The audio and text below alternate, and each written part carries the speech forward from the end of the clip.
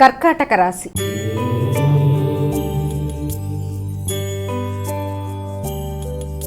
అమ్మ, కర్కాటక రాశి వారికి ఎలా ఉంది ఈరోజు? కర్కాటక రాశి వాళ్ళకి నూతన విషయాల్ని గ్రహిస్తారు. కొత్త చదువుల మీద ఆసక్తి పెరుగుతుంది. కొత్త వ్యక్తుల్ని కలుస్తారు.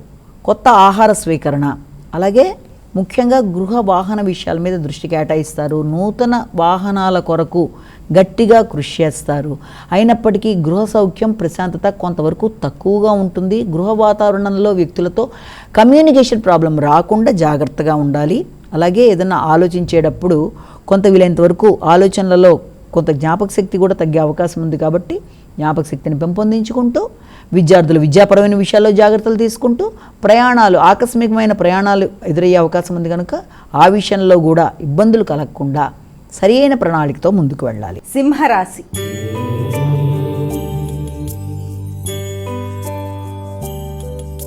అమ్మ, సింహరాశి వారికి ఎలా ఉంది ఈరోజు? సింహరాశి వాళ్ళకి కమ్యూనికేషన్ అనేది బాగుంటుంది.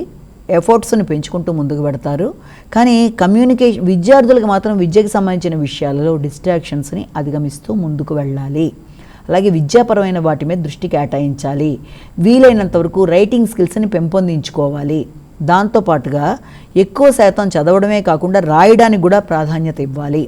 తర్వాత దాంతోపాటుగా మీ యొక్క తోబుట్టువుల కొరకు ఖర్చులు అనేవి చాలా అధికంగా ఉంటాయి.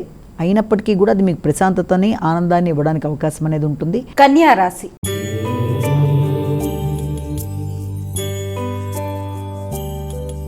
అమ్మ, కన్యా రాశి వారికి ఎలా ఉంది ఈరోజు? కన్యా రాశి వాళ్ళకి ఆర్థిక విషయాలలో ఎక్కువ శాతం దృష్టి కేటాయిస్తారు.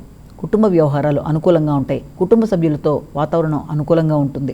అంతేకాకుండా ఎదురు చూసిన విషయాల్లో ఆర్థిక విషయాలు కావచ్చు, ఎదురు చూసిన వర్తమానాలు కావచ్చు, చాలా వరకు అనుకూలంగా ఉంటాయి. మాట విలువ పెరుగుతుంది, గౌరవం పెరుగుతుంది.